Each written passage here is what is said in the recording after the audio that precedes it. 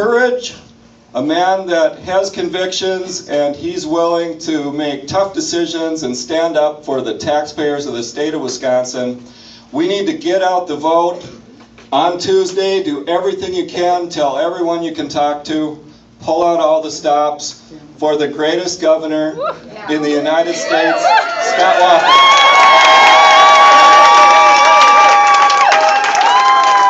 Thanks, Dean. It's great to be back in Hudson.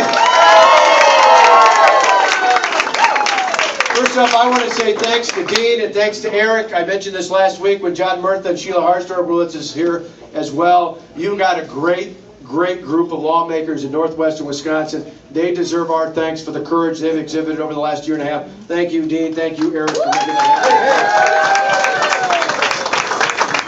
I know this area well, and even if I didn't, the person who had the spot before Dean, Kitty Rhodes, works in my administration, part of my cabinet. She keeps me up to date all the time. For the times when I'm not here, we've got a great connection to not only St. Croix County, but to this entire area. And we really appreciate all the talent that you've got, the talent both in the legislature and the talent that's a part of our cabinet. First of all, I just want to say thanks. You know, Tonette and I get asked all the time, how do you put up with everything that's happened over the last year and a half? And it's simple. Many of you mentioned it to us on the way in. I heard it today at dairy breakfast all across the state that we're at. I hear it yesterday at farms and factories and small businesses all across the state. People I've never met before come up to us and say, we're praying for you, we're praying for your family. That means the world to us. Thank you so much for that. We appreciate it.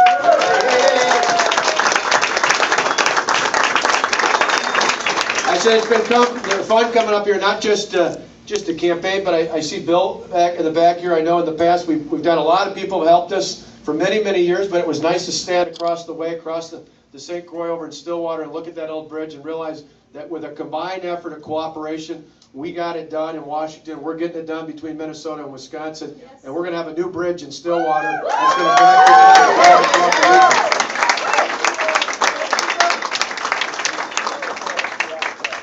You know, it took a long time to do it, but with a lot of folks helping us in the legislature, a lot of folks in the private sector on either side. I said, when the bridge is done, it should be called cooperation because it crossed both state lines and party lines, and we got it done. And that's exactly what we're going to do to get this state working again in the future, is continue to move forward. And that's what this election is all about. We have a clear choice on Tuesday. We have a clear choice, and I need your help, whether it's in St. Croix County, whether it's in Polk County, or Dunn County, or Pierce, or Burnett, or places all across the state. I need your help between now and Tuesday, because I believe the voters in this state are ready to move forward. We just got to make sure enough of them show up to vote between now and Tuesday. And that's exactly what's happening. Yes. We have a tremendous grassroots effort across the state. I was just talking to Brad Courtney, the state party chair, who was with me last weekend when we were here as well. He said, through the calls made as of yesterday here and in other centers across the state, we've now surpassed 2.5 million calls in this election. That's more than we made in all of 2010 combined. That's calls by volunteers to voters, neighbor-to-neighbor contact, and we need your help. I know many of you have been on the phones. I know many will be on the phones later today. I need your help today. I need your help tomorrow. I need your help on Monday. I need your help all the way through 8 o'clock p.m. on Tuesday, because we cannot rest until we've reached every single voter out there, every single voter who understands that we need the state to move forward and not backwards. Yes. That's what it's all about. Yeah. And that's important because we got a great story to tell. Yes. I mean, think about it. Our reforms are working. Yeah. We've documented more than $1 billion, with a B, $1 billion worth of savings. That's led to the first time in 12 years property taxes on a median value home has actually gone down. That's great news for seniors on fixed incomes. That's great news for working families. That's great news for small businesses who can put that money right back into putting people to work. And because of that, for the first time in years, we actually have a budget surplus, $154 million surplus after inheriting a deficit.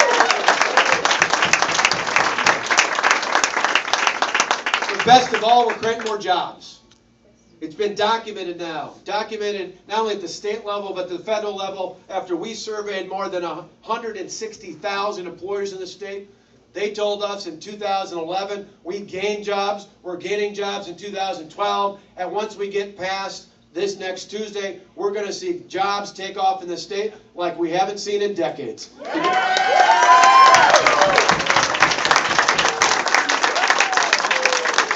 Since I've been your governor, we've gained more than 30,000 new jobs, but more important than that, because think about it. In the past, the 3 years before I took office, this state lost more than 100,000 jobs. The unemployment rate was over 9%. We turned that all around. We are turning things around. We are heading in the right direction. We are moving Wisconsin forward. That's what's happening. But the best news is what's on the horizon, because we're not done yet. There's more work that needs to be done. There's more work that needs to be done, but we've built a foundation for success. 2 years ago when I ran to be your governor, when I visited here, I remember the last weekend pulling up the bus right along the way along the river by the City of Hudson sign right out there. I remember pulling up in our brown bag bus talking about the future at that time. At that time we knew we faced both an economic and a fiscal crisis, and I told you and I told voters across the state, I got in this race for two simple reasons. One's named Matthew and the other's named Alex.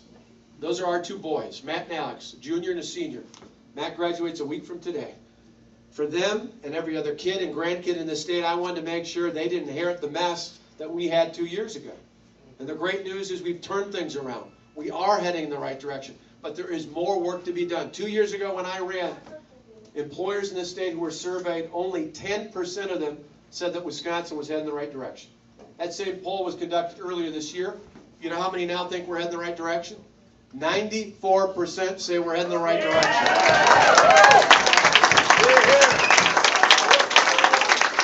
Now, of course, I'm competitive. I want to know what's wrong with the other 6%, but I'm working on it. They must work in Madison or something like that, right? Yeah. But you know, we've turned things around, and not just here in the state. We're turning things around in terms of how people view us nationally. For years, historically, in the rankings of the best and the worst states came out, we were in the bottom 10. Year after year after year, we were in the bottom 10. Those rankings came out again last month. You know where we were? We broke the top 20 for the first time. We're going to keep moving towards the top 10. We're going to move towards one of the best states in the country with great jobs and with your help.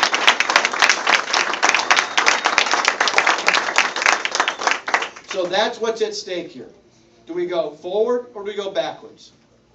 Now, my opponent, it's been 52 days now since the mayor of Milwaukee was asked what he would do to balance the budget. Because as Dean and Eric and I know, we had a budget deficit like just about any other state out there, and you didn't have an option of not doing anything. You either did what we did, or you didn't, or you had one of a series of other bad choices.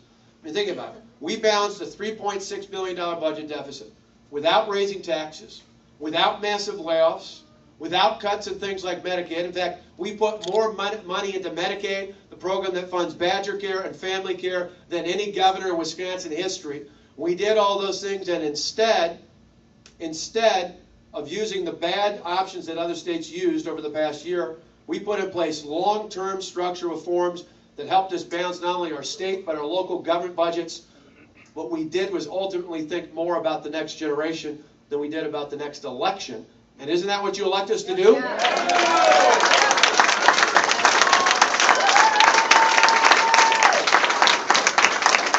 So we want to move forward. The mayor doesn't have a plan for a budget, doesn't have a plan for economic development. The only thing we can look at is what he's done over the last 8 years. In Milwaukee, taxes and fees have gone up 43% since Tom Barrett was elected as mayor. The unemployment rate, sadly, in our state's largest city is going up 26%. Milwaukee, sadly, is one of the poorest cities in the country. We need to help places like that and others across the state. We don't need to replicate it in state government. We need to move on from it.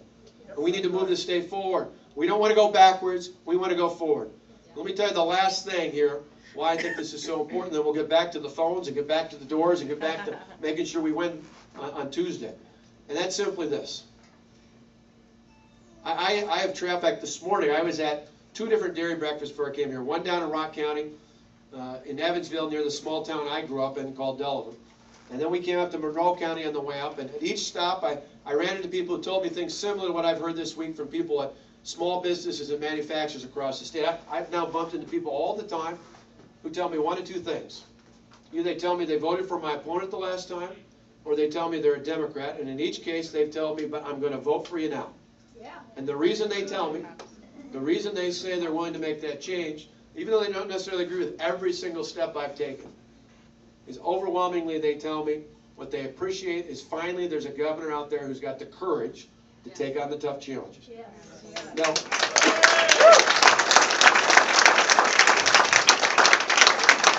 sometimes when I hear that, it's a little odd for me because politics has got to be the only profession where you get called courageous just because you keep your word, right? I mean, why is keeping your word exceptional? Everywhere else in life, it's expected. In our homes, with our families, with our friends, with our businesses, keeping your word is accepted. It's exactly what people expect of each other, but not in government. But we kept our word. We kept our promises. We'll continue to keep our promise to stand up and take on the powerful special interest and instead put the power firmly in the hands of the hardworking taxpayers all across the state. Because that's what's at stake on Tuesday's election.